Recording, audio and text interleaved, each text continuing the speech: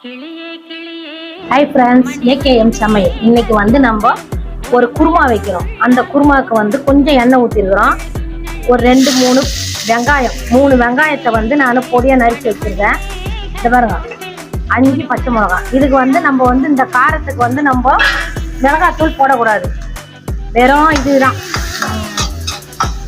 பச்சை மிளகாய். இங்கே பாருங்க, முந்திரி பருப்பு பாருங்க, 4-5 பச்சை மிளகாய் போட்டிருக்கேன். கசகசா 1.5 ஸ்பூன் இதுலயே போட்டு வதக்கிக்கணும். இது கூட அரை மூடி தேங்காய் துருவி வச்சிருக்கேன், அதை போட்டு வதக்கி இதை ஆற வச்சு அரைக்கணும்.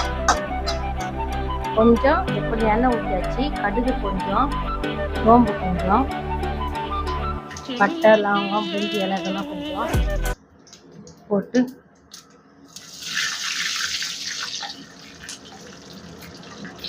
இதில் வந்து ஒரு பெரிய வெங்காயம், கொஞ்சம் கருவேப்பிலை,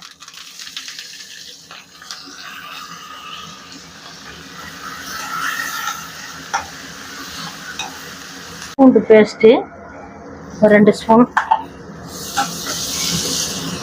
இதுக்கப்புறம் இதில் கொஞ்சம் தக்காளி, 4 தக்காளி அரைஞ்சி வச்சுருக்கேன், அது போட்டு கொஞ்சம் சால்ட்டு,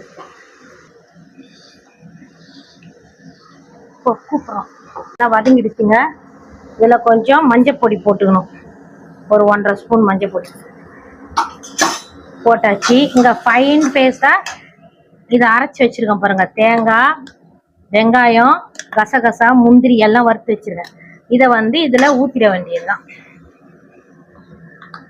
பச்சை மிளகாலாம் போட்டு அரைச்சிங்கன்னா நம்ம மிளகாத்தூள் இதுக்கு போட வேண்டியது இல்லை. நல்லா ஃபைனாக அரைச்சிக்கணும். இதை அரைச்சி கொஞ்ச நேரம் இது இப்படி வதக்கணும், இந்த பச்சை ஸ்மெல் போகிற வரைக்கும்.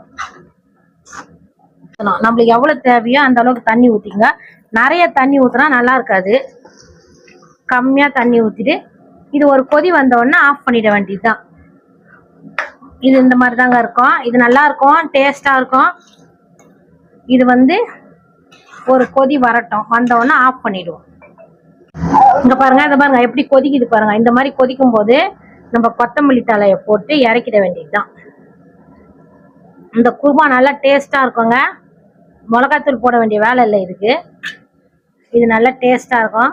இந்த வீடியோ உங்களுக்கு பிடிச்சிருந்தா லைக் பண்ணுங்கள், ஷேர் பண்ணுங்கள், சப்ஸ்கிரைப் பண்ணுங்கள்.